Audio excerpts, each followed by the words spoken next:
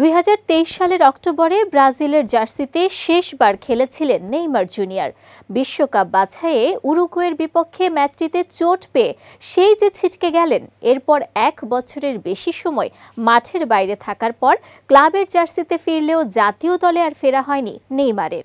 এরপর থেকে ক্লাবে খেললেও বেশিরভাগ সময় চোটে বা পুনর্বাসনেই থেকেছেন তিনি।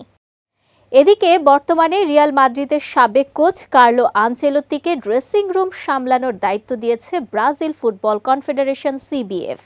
66 বছর বয়সী এই ইতালিয়ান কোচের অধীনে এরই মধ্যে 6টি ম্যাচ খেলেছে 5 বারের বিশ্ব চ্যাম্পিয়নরা। তবে ওই 6 ম্যাচের কোনোটিতেই ডাক পাননি নেইমার। শুধু তাই নয়, আগামী 15 নভেম্বর সেনেগালের বিপক্ষে প্রীতি ম্যাচ খেলার 4 দিন পর তিউনেশিয়ার সঙ্গে আরেকটি ম্যাচ খেলবে সেলেসাওরা। এই দুটি প্রীতি ম্যাচের জন্য সোমবার আনচেলোত্তি দল ঘোষণা করলেও জায়গা দেননি নেইমারকে। অবশ্য নেইমারকে যে আর জাতীয় দলে রাখা হবে না এমন ইঙ্গিত কিন্তু এর আগে কখনো দেননি আনচেলোত্তি। বরং জানিয়েছেন, ফিট থাকলে 2026 বিশ্বকাপের দলে নেইমারের জায়গা অনেকটাই নিশ্চিত।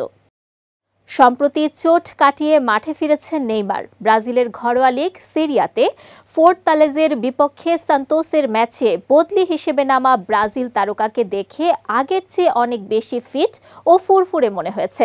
এদিন ম্যাচের 67 মিনিটে বদলি হিসেবে মাঠে নামার পর গোল না পেলেও বেশ ঝলক দেখিয়েছেন নেইমার।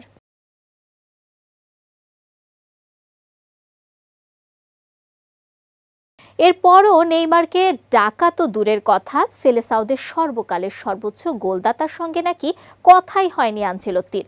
দল ঘোষণার পর সংবাদ সম্মেলনে এমনটাই জানান ব্রাজিল কোচ।